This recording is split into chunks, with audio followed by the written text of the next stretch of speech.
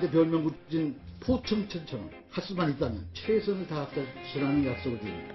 여봐라! 눈을 여봐라! 김현희를 당장 신문에 놨고 막 무리를 일으켰다고 해서 개작들 칩니까? 눈을 여봐라! 저 때문에 처남이 특혜를 입었다면 이 또한 제 부덕의 소치라고 생각합니다. 죄송합니다.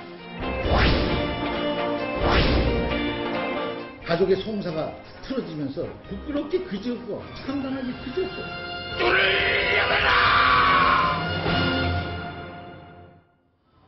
자, 저 개작도 누구에게 쓰려고 대령하라고 하는지 모르겠는데, 자, 이남희 기자 나왔는데, 네. 오늘 저 취임 100일을 맞았죠? 예, 그래서 오늘 오전 11시에 기자회견을 했습니다. 예. 가장 안타까운 건 문희상 비대위원장 개작도 일단 본인에 대해서 본인의 문제에 대해서 그 작두를 내려치지 못했다 이런 아쉬움은 좀 남는데요. 오늘도 다시 한번 사과를 했지만 뭔가 시원치는 않았습니다. 오늘은 뭐라고 얘기했나요? 일단 다시 한번 부덕의 소치다 하고 예. 사과를 했고요.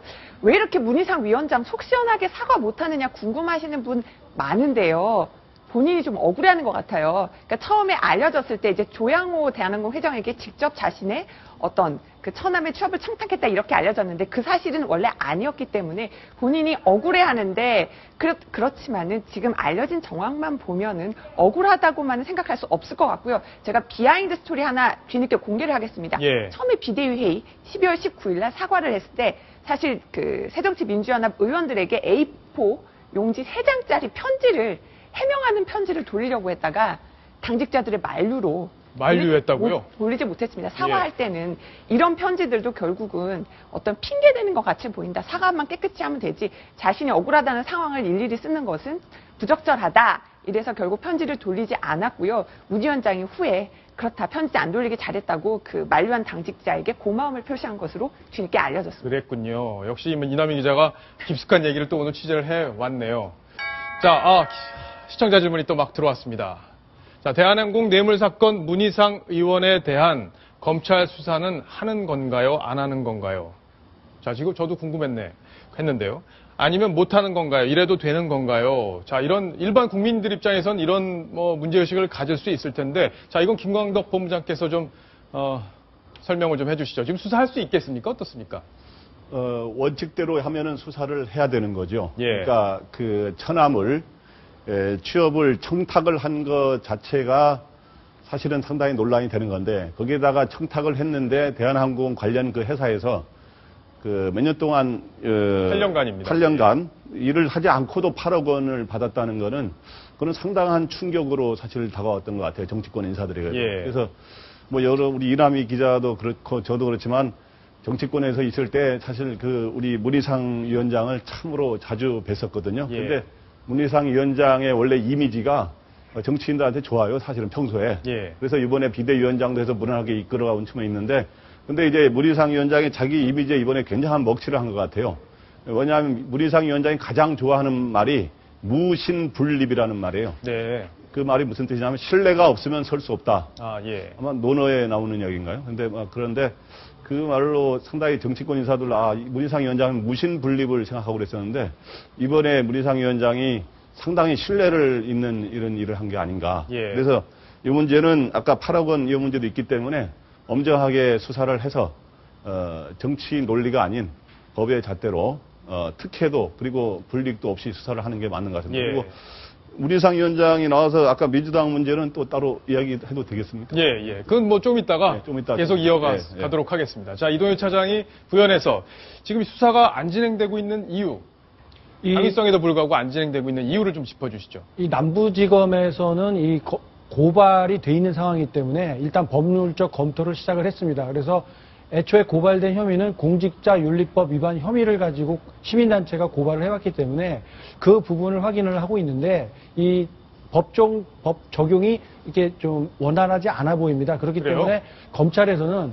이 공직자윤리법이 아니라 제3자 뇌물공여죄로 이 수사하는 방법을 지금 검토 중인 것으로 확인이 되고 있습니다. 그런데 이 제3자 뇌물공여죄를 적용하실 경우에는 어떤 구체적 혐의를 확인을 해야 하는데 청탁이 어떤 것들이 있었느냐 이런 것들을 밝혀내야 한단 말입니다. 그런데 워낙 시간이 오래전 일이기 때문에 검찰에서는 뭔가 단서라도 좀 있어야 이게 수사가 마무리될 텐데 여당 최고 중진을 쉽게 소환해서 조사하기가 쉽지 않은 상황이기 때문에 좀 더 신중하다는 이 모습이 맞는 것이지 수사를 지금 안 할 수 있는 상황은 아닌 겁니다. 예. 자, 국민 여론은 수사를 해야 된다.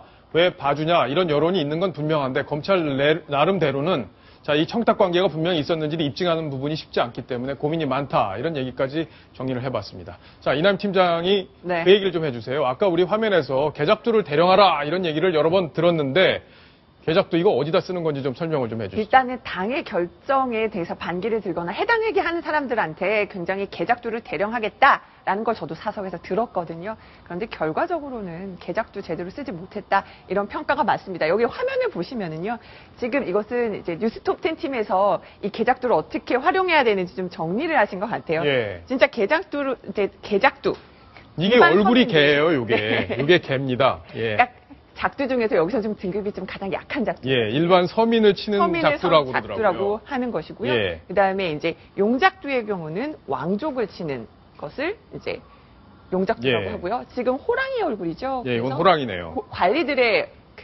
관리들을 엄단하는 것은 호작두다 이렇게 알려져 있는데 일단은 본인의 문제에 있어서 가장 좀 엄격하게 적용을 했어야 되는 거 아니냐 이런 얘기가 나오고 있습니다. 예. 자, 김광덕 본부장, 예. 지금 문희상 대표, 문희상 위원장에 대해서 할 얘기가 좀 많으실 텐데, 자, 이번 일 어떻게 풀어가야 될까요? 이번은 아까 말했지만은 여러 가지 이제 공소시효가 지났는지 안 하는지 여러 가지 있습니다만은 예. 법의 잣대로 분명하게 수사를 해서 그 법의 잣대로 이렇게 결정을 해서 처벌을 해야 될 것 된다. 같고요. 제가 말씀드리고 싶은 거는 아까 문희상 위원장 취임 100일을 맞았는데 네. 취임 100일에서 결국에는 이제 자신의 문제로 상당히 그 당에 좀 먹칠을 하고 부담을 남기는 있는데 그 오늘 하면서 자기 평가를 이렇게 했어요. 자기가 많은 평가받을 일을 했다. 잘했다. 예, 잘했다 해서 안정적인 당 운영이라든가 정치 복원을 시켰다 했는데 예. 제가 요거 하나만 말씀드릴게요. 그래서 과연 제대로 했느냐.